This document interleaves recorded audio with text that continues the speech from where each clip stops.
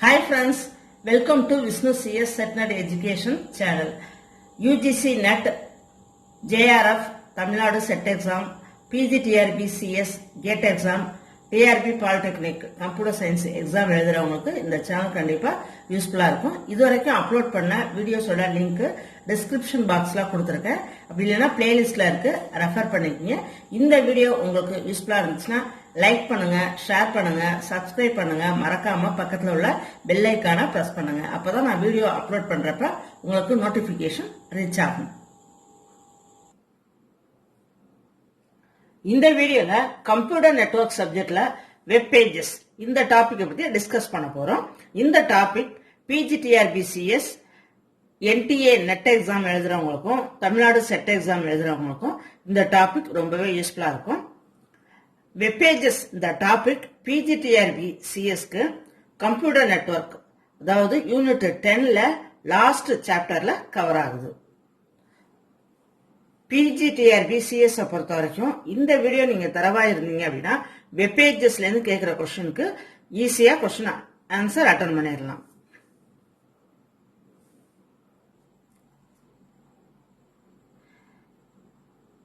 Web pages இந்த chapter பிஜிடிஆர்பிசிஎஸ் சிலபஸ்ல unit 10 computer நெட்வொர்க்ல last சாப்டர்ல cover ஆகுது. என்னென்ன டாபிக் அப்படின்னா HTML, HTTP, website, web browser and web servers. இந்த டாபிக் எல்லாமே நெட் எக்ஸாமுக்கும் உண்டு, தமிழ்நாடு செட் எக்ஸாமுக்கும் உண்டு. எல்லா எக்ஸாமினர்ஸ்க்குமே இந்த வீடியோ ரொம்பவே யூஸ்ஃபுல்லா இருக்கும். First topic HTML. HTML expands hypertext markup language. இந்த லாங்குவேஜ் எதுக்காக யூஸ் பண்றோம் அப்படின்னா வெப்சைட்ல வெப் பேஜஸ் டெவலப் பண்றதுக்கு, அதாவது கிரியேட் பண்றதுக்கு யூஸ் ஆகுது. வெப் பேஜஸ்ல ஒரு லிங்க் இருக்கும். அந்த லிங்கை நம்ம டச் பண்ணோம் அப்படின்னா it goes to another one page. அந்த பேஜ் வந்து நம்ம என்ன சொல்லுவோம்னா ஹைப்பர் டெக்ஸ்ட் அப்படின்னு சொல்லுவோம். அந்த லிங்கை ஹைப்பர் லிங்க் அப்படின்னு சொல்லுவோம். HTML versions. HTML language first develop பண்ணவங்க Berners-Lee in 1991. First ஆனா 1995ல HTML version 2 தான் first standard HTML specification release ஆனிச்சு. HTML 2.0 எந்த இயர்ல அப்படின்னா 1995ல. இப்போ நம்ம யூஸ் பண்ணிட்டு இருக்கிறது HTML 4.01 version. எப்போ இது வந்து பப்ளிஷ் ஆனிச்சு அப்படின்னா 1999ல. நெக்ஸ்ட் இதோட அட்வான்ஸ்டு வெர்ஷனும் HTML5 வெர்ஷனும் ரிலீஸ் ஆயிடுச்சு. இது எப்ப அப்படின்னா 2012ல. லேட்டஸ்ட் வெர்ஷன் HTML5 தான் 2012. இயர்ஸ் வந்து ஞாபகம் வச்சுக்கோங்க, வெர்ஷன் நம்பர் வந்து ஞாபகம் வச்சுக்கோங்க. Next advantages of learning HTML. HTML நம்ம கத்துட்டோம் அப்படின்னா என்னெல்லாம் நன்மைகள் அப்படின்னா ஃபர்ஸ்ட் வெப்சைட் எப்படி கிரியேட் பண்றது அப்படிங்கறத கத்துக்கலாம். ஒரு வெப் டிசைனரா நம்ம மாறலாம்.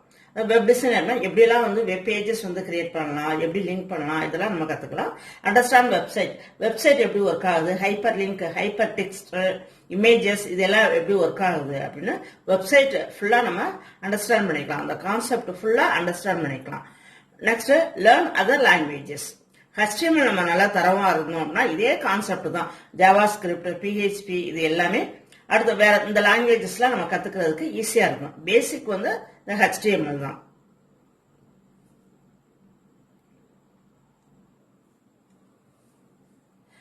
Applications of HTML. First point web pages development. Web page create பண்றதுக்கு HTML யூஸ் ஆகுது. Next internet navigation. வெப்சைட்ல ஒரு பேஜ்ல இருந்து நெக்ஸ்ட் பேஜ் மூவ் ஆகுறதுக்கு இதுக்கெல்லாம் த்ரூ ஹைப்பர்லிங்க் வழியா ஒரு பேஜ்ல இருந்து இன்னொரு பேஜுக்கு மூவ் ஆகுறதுக்கெல்லாம் HTML தான் யூஸ் ஆகுது. Next game development. HTML new version 5 game develop பண்றதுல யூஸ் ஆகுது. ஓகே ஃப்ரெண்ட்ஸ், HTML பொறுத்த வரைக்கும் வாஸ்ட் சப்ஜெக்ட். இது டேக், பேராகிராஃப் இந்த மாதிரி நிறைய இருக்கு உங்களுக்கு. இது எல்லாமே நம்ம வெப் டெவலப்மெண்ட் பிஜிடிஆர்பிசிஎஸ் அப்படின்னா வெப் டெவலப்மெண்ட் யூனிட்ல கவர் ஆகும். நெட் செட்டுக்கும் அது மாதிரி வெப் டெவலப்மெண்ட் HTML உண்டு, நமக்கு சிலபஸ்ல உண்டு.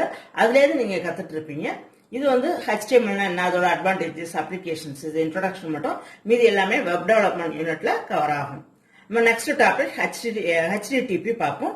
இதுவுமே நமக்கு நெட்வொர்க்ல ஃபுல்லா HTTP புரோட்டோகால் கவர் ஆகும். இதுல ஒரு இன்ட்ரோடக்ஷன் மட்டும் பார்ப்போம்.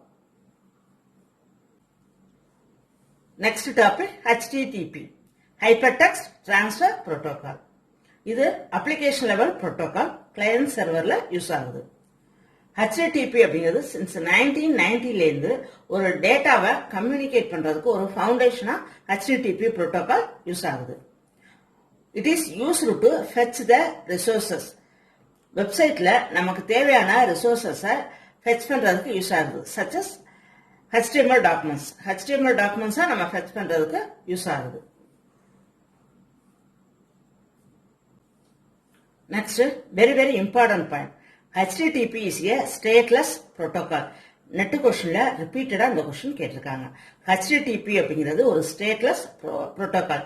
என்ன ரீசன் அப்படின்னா, கிளையண்ட்ல இருந்து சர்வருக்கோ, சர்வர்ல இருந்து கிளையண்ட்டுக்கோ ரெக்வஸ்ட் ரெஸ்பான்ஸ் இதெல்லாம் வர்றப்ப ஒவ்வொரு ரெக்வஸ்ட்டுமே நியூவா தான் எடுத்துக்கும். ஆல்ரெடி கொடுத்த ஒரு ரெக்வஸ்ட திரும்ப கொடுத்தாலும் அது நியூ ரெக்வஸ்டா தான் எடுத்துக்கும். அதுக்கு ஸ்டேட்டே கிடையாது. அதனாலதான் HTTP அப்படிங்கறத ஸ்டேட்லெஸ் புரோட்டோகால் அப்படின்னு சொல்றோம்.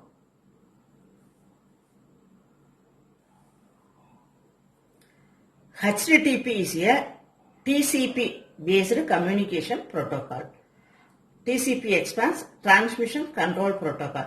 இதை பேஸ் பண்ண ஒரு கம்யூனிகேஷன் புரோட்டோகால் தான் HTTP அப்படிங்கிறது. It is used to deliver data. வெப்சைட்ல டேட்டாவை டெலிவர் பண்றதுக்கு யூஸ் ஆகுது.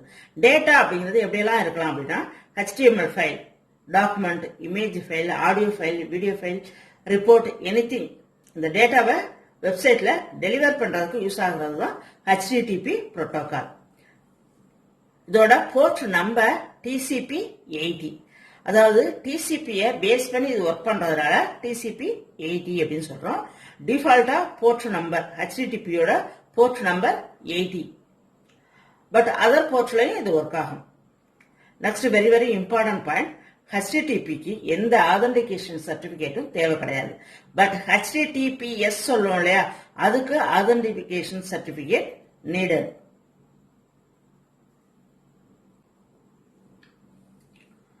Next, what are the basic features of HTTP அப்படின்னு கேட்டாலும், கேரக்டரிஸ்டிக்ஸ் ஆஃப் HTTP அப்படின்னு கேட்டாலும் ஆன்சர் ஒண்ணுதான். என்னென்ன பாயிண்ட்ஸ் அப்படின்னா, HTTP is a connectionless protocol. Next, it is media independent protocol. Next, stateless protocol. Next, HTTP is request response protocol. It is based on the client server based architecture.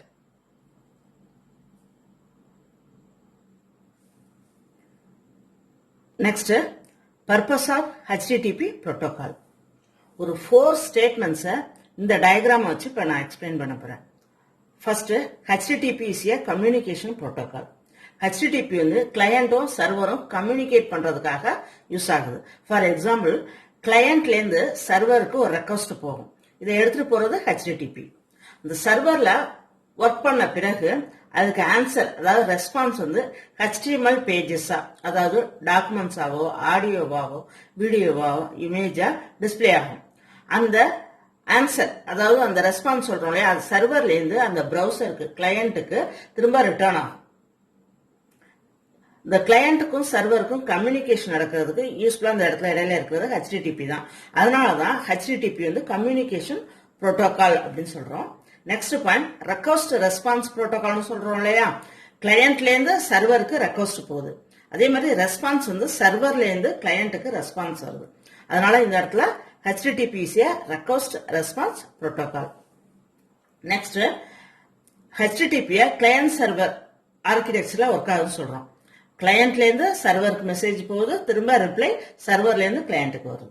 அதனாலதான் it is based on client server architecture அப்படின்னு சொல்றோம்.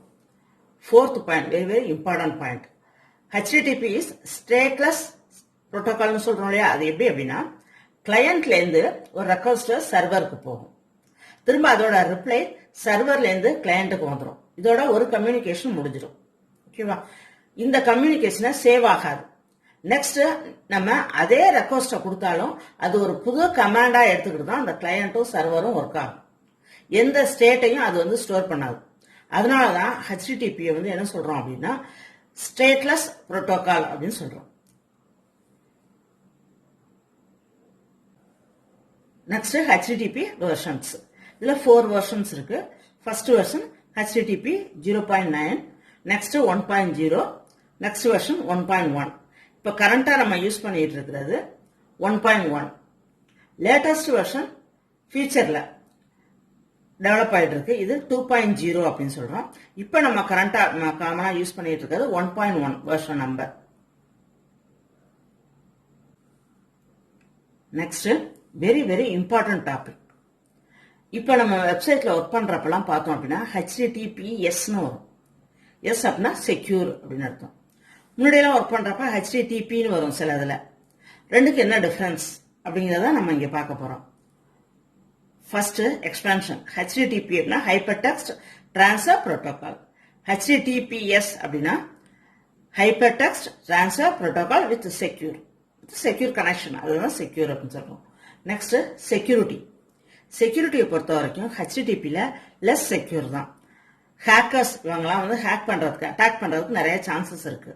இதே HTTPSனா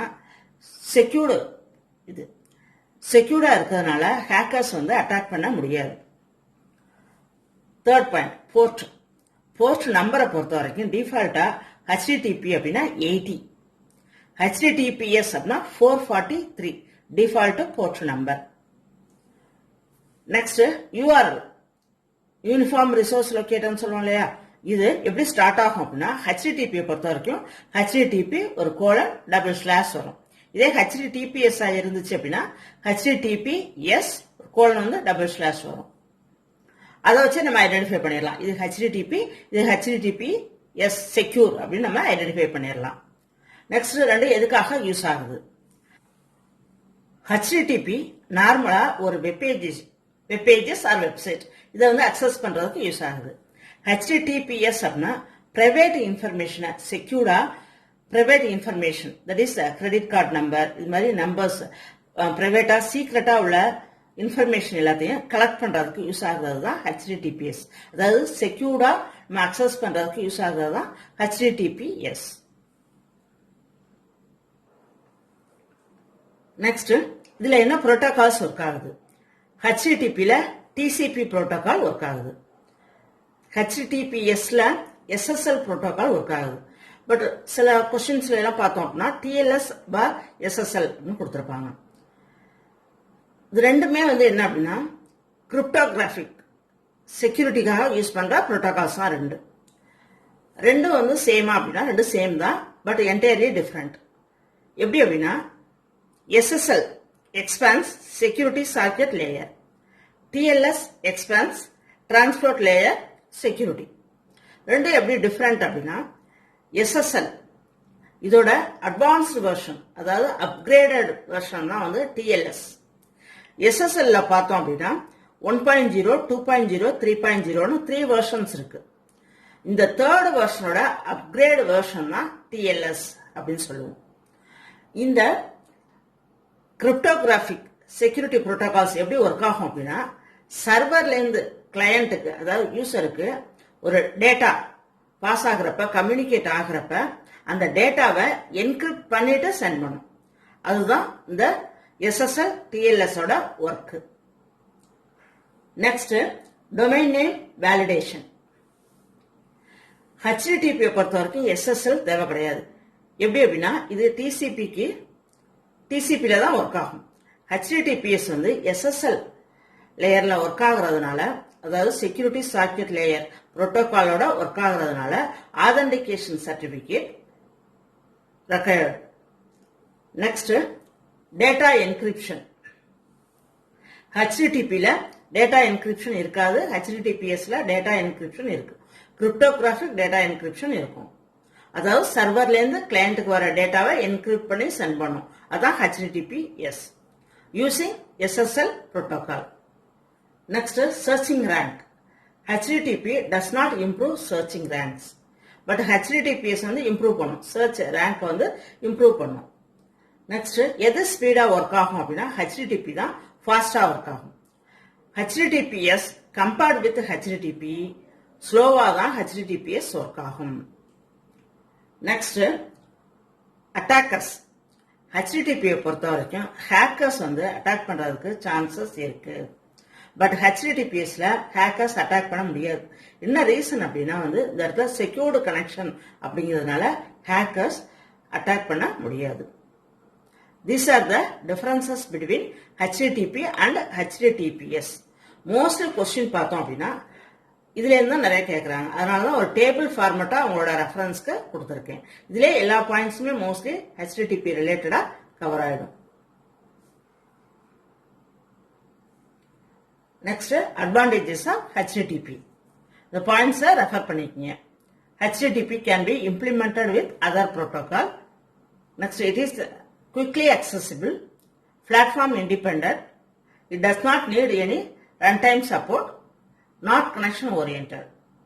The 5 points memorize பண்ணிக்கங்க. Advantages of HTTP.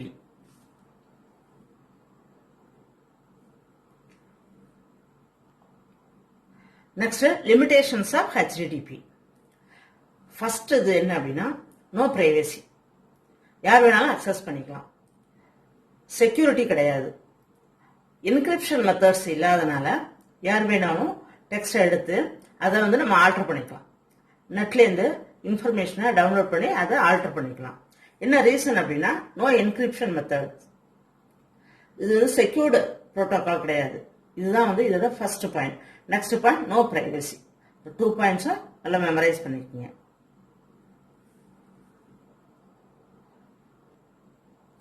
Advantages of HTTPS. Main point என்னன்னா secured connection. இது HTTPS அப்படிங்கிறது secured connection with the help of SSL protocol. இது வந்து செக்யூர்டு கனெக்ஷன் அப்படிங்கிறதுனால இ-காமர்ஸ் டிரான்சாக்ஷன், ஆன்லைன் பேங்கிங் எல்லாத்துலயுமே HTTPS யூஸ் ஆகுது. Next limitations of HTTPS. ஒரு data transfer ஆகிறப்ப மட்டும்தான், கம்யூனிகேட் ஆகிறப்ப மட்டும்தான் என்கிரிப்ஷன் ப்ராசஸ் நடக்கும். இதுல first point. Second point HTTPS can increase computational overhead. Third point HTTPS HTTPயோட கம்பேர் பண்றப்ப ஸ்லோவா தான் ஒர்க் ஆகும்.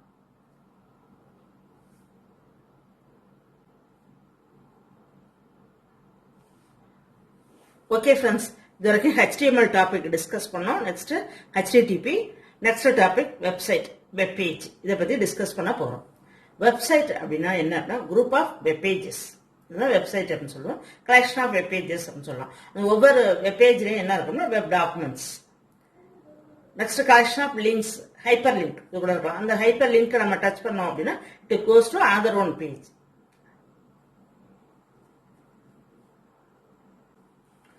Next web page.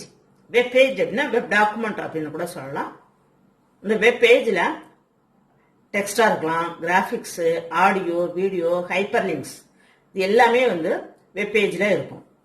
இந்த ஒவ்வொரு வெப் டாக்குமெண்ட்டுக்கும் யூனிக் URL இருக்கும்.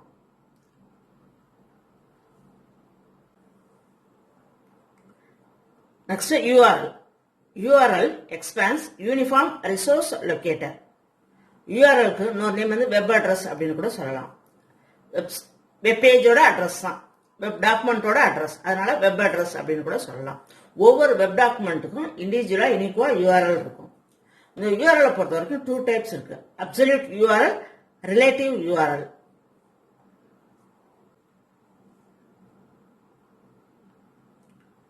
ஃபர்ஸ்ட் நம்ம பார்க்க போறது அப்சல்யூட் URL. அப்சல்யூட் அப்படின்னா ஃபுல் அப்படிங்கிற மீனிங். அப்சல்யூட் URLனா ஃபுல் URLும் இருக்கும். ஃபர்ஸ்ட் ஸ்டார்டிங் HTTPலேருந்து லாஸ்ட் அந்த ஃபைல் நேம் வரைக்கும் ஃபுல்லா இருக்கும். இதுதான் வந்து நம்ம அப்சல்யூட் URL அப்படின்னு சொல்லுவோம். அதாவது entire address of the page. இப்போ நம்ம வீட்டுக்கு வந்து ஒரு லெட்டர் வருதுன்னு வச்சுக்கோங்க. ஃபுல் அட்ரஸ் நம்ம ஸ்டார்டிங் நம்ம நேம்லேருந்து லாஸ்ட் தமிழ்நாடு, சவுத் இந்தியா அது வரைக்கும் ஃபுல்லா இருக்கும். ஓகேவா? இதுதான் வந்து நம்ம என்ன சொல்லுவோம்னா அப்சல்யூட் URL, ஃபுல் அட்ரஸும் இருக்கிறது. இதுல என்னெல்லாம் இருக்கும்னா domain name, directory path, file name எல்லாமே இருக்கும். Complete location of the information. ஒரு ஃபைல் வெப்சைட்ல எந்த பேஜ்ல எந்த வெப்சைட்ல ஸ்டோர் ஆயிருக்கு அப்படின்னு ஃபுல் லொகேஷனையும் சொல்றதுதான் வந்து அப்சல்யூட் URL. ஃபார் எக்ஸாம்பிள் கொடுத்துருக்கேன் பாருங்க, HTTPS அதுலேருந்து www, அதுலேருந்து லாஸ்ட் அந்த ஃபைல் நேம் டாட் அந்த இது இருக்குல்லையா செகண்டரி ஃபைல் நேம், அது வரைக்கும் ஃபர்ஸ்ட்லேருந்து லாஸ்ட் வரைக்கும் ஃபுல் இதையும் இருக்கிறதா நம்ம என்ன சொல்லுவோம் அப்படின்னா அப்சல்யூட் யூஆர்எல் அப்படின்னு சொல்லுவோம். இட் ஸ்டார்டிங் வித் HTTP அப்படின்னு ஆரம்பிக்கும். இதுலேருந்து லாஸ்ட் அந்த ஃபைல் நேம் வரைக்கும் உள்ளதுதான் வந்து நம்ம அப்சல்யூட் யூஆர்எல் அப்படின்னு சொல்லுவோம். ஃபுல் அட்ரஸ் அதான் absolute URL.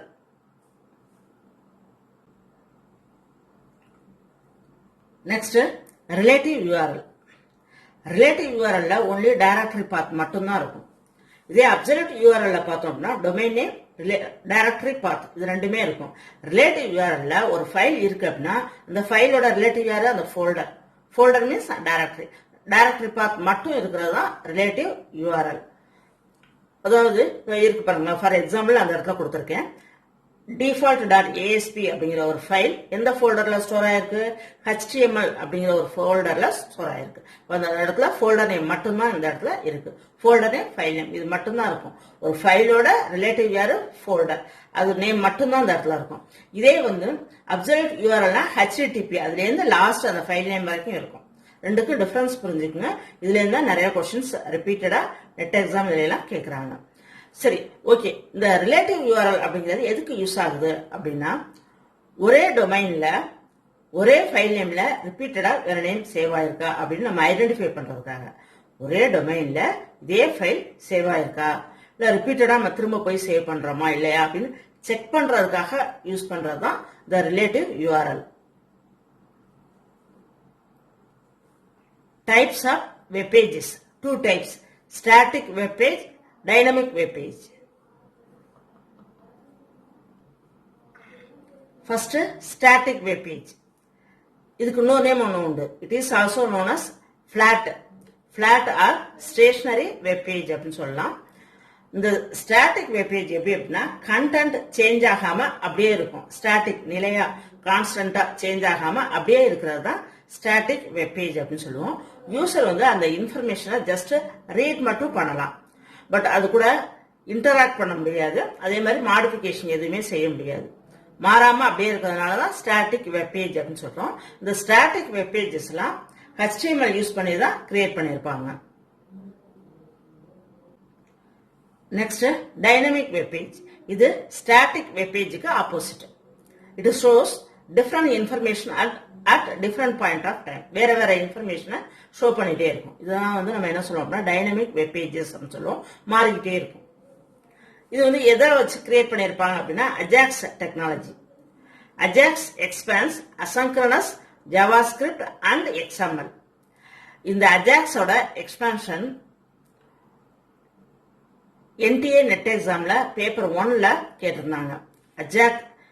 Ajax expands asynchronous JavaScript and XML.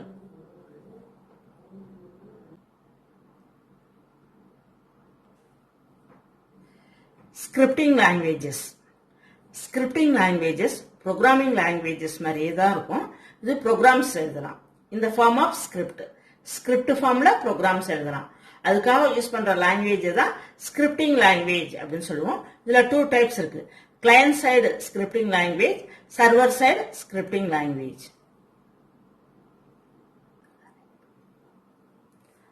Client side scripting. இந்த programs எல்லாம் client sideல தான் work ஆகும். அதனால தான் client side scripting அப்படின்னு சொல்றோம். It contains the instructions for the browser. அதாவது யூசருக்கான இன்ஸ்ட்ரக்ஷனாக தான் இது இருக்கும். Client side scripting எழுதுறதுக்கு என்னெல்லாம் languages யூஸ் ஆகுது அப்படின்னா first JavaScript. JavaScript, it is a prototype based scripting language. Next ActionScript. இது வந்து oops concept. C++, ஜாவாலாம் இருக்குல்ல அதே மாதிரி ActionScript. Next Dart அப்படிங்கிறது open source web programming language. இதை டெவலப் பண்ணது யார் அப்படின்னா it is from Google company. Next VBScript. VBScript வந்து open source script developed by Microsoft company.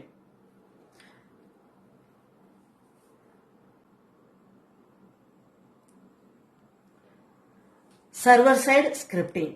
It acts as an interface for the client. இதுக்கு use ஆகிற languages இதுதான் server side scripting languages சொல்லுவோம். என்னெல்லாம் லாங்குவேஜஸ் அப்படின்னா ASP active server page, ASP.NET, PHP, Expanse Hypertext Preprocessor, Java, Ruby, Perl, இது எல்லாமே server side scripting languages. Next, very important topic, web browser. வெப்சைட்ல இருந்து நமக்கு தேவையான இன்ஃபர்மேஷனை அக்சஸ் பண்றதுக்காக யூஸ் பண்ற ஒரு அப்ளிகேஷன் சாஃப்ட்வேர் தான் வெப் பிரவுசர் அப்படின்னு சொல்லுவோம். Types of web browser. என்னெல்லாம் வெப் பிரவுசர் இருக்கு அப்படின்னா Internet Explorer, Google Chrome, Mozilla Firefox, Opera, Safari, Konqueror, Linux, இது எல்லாமே வந்து என்ன அப்படின்னா டைப்ஸ் ஆஃப் வெப் பிரவுசர்ஸ். இது Tamil Nadu SET exam and NTA net exam paper 1ல இந்த கொஸ்டின்ஸ் கேட்டிருக்காங்க. Web server. Web server is a computer that runs websites. இதோட மெயின் அப்ஜெக்டிவ், பேசிக் அப்ஜெக்டிவ் என்ன அப்படின்னா இன்ஃபர்மேஷன், அதாவது வெப் டாக்குமெண்ட்ஸ் எல்லாம் ஸ்டோர் பண்ணி ப்ராசஸ் பண்ணி அதை யூசர்ஸ் கேட்கிறப்ப அந்த பேஜஸை டெலிவர் பண்றது தான் வந்து இதோட பேசிக் அப்ஜெக்டிவ். இந்த இன்ஃபர்மேஷனை கம்யூனிகேட் பண்றதுக்காக இந்த இடத்துல எந்த புரோட்டோகால் மெயினா ஒர்க் ஆகுது அப்படின்னா HTTP தான். கிளையண்ட்டுக்கு இருந்து வர்ற ரெக்வஸ்ட சர்வருக்கு ரெக்வஸ்டா கொடுத்துட்டு திரும்ப சர்வர் கொடுக்குற ரிப்ளையை வந்து என்ன பண்ணும் அப்படின்னா ரெஸ்பான்ஸா HTML பேஜஸா, அதாவது டாக்குமெண்ட்ஸா, வெப் டாக்குமெண்ட்ஸா, வெப் பேஜஸா திரும்ப கிளையண்ட்டுக்கு HTTP சென்ட் பண்ணும். Types of web server. ரொம்ப பாப்புலரான வெப் சர்வர் எது அப்படின்னா first place Apache. It is from Apache software foundation. இப்போ உள்ள 70% ஆஃப் யூசர்ஸ் வந்து இந்த வெப் சர்வர் தான், இந்த type of Apache web server தான் யூஸ் பண்ணிட்டு இருக்காங்க. நெக்ஸ்ட் உள்ளது IIS, Internet Information Services. This a high performance web server. It is from Microsoft company. Microsoft company develop பண்ணதுதான் இந்த சர்வர். நெக்ஸ்ட் அப்பாச்சி டோம்கேட் அப்படின்னு இப்ப ரீசெண்டா வந்திருக்கு. நெக்ஸ்ட் ஜிக்ஸா, கிளாஸ்ஃபிஷ், இது எல்லாமே டைப்ஸ் ஆஃப் வெப் சர்வர்ஸ் தான். ஓகே ஃப்ரெண்ட்ஸ், இது வரைக்கும் PGTRBCSக்கு வெப் பேஜஸ்ல உள்ள எல்லா டாபிக்குமே கவர் பண்ணிட்டோம். இந்த டாபிக் எல்லாமே நெட் செட் எக்ஸாம் எழுதுறவங்களுக்கும் யூஸ் ஆகும். இந்த வீடியோ ஃபுல்லா நல்லா தரவா பார்த்துக்குங்க. இந்த நெக்ஸ்ட் வீடியோ இதோட மார்க் டெஸ்ட் அட்டன் பண்ணுவோம். இந்த வீடியோ நீங்க தரவா இருந்தால்தான் இந்த வெப் பேஜஸோட மார்க் டெஸ்ட் அட்டன் பண்ணி ஃபுல் மார்க் ஸ்கோர் பண்ண முடியும். All the best. Thank you friends. இந்த வீடியோ உங்களுக்கு யூஸ்ஃபுல்லா இருந்துச்சுன்னா லைக் பண்ணுங்க, ஷேர் பண்ணுங்க, சப்ஸ்கிரைப் பண்ணுங்க, மறக்காம பக்கத்துல உள்ள பெல் ஐக்கானை பிரஸ் பண்ணுங்க. தேங்க்யூ.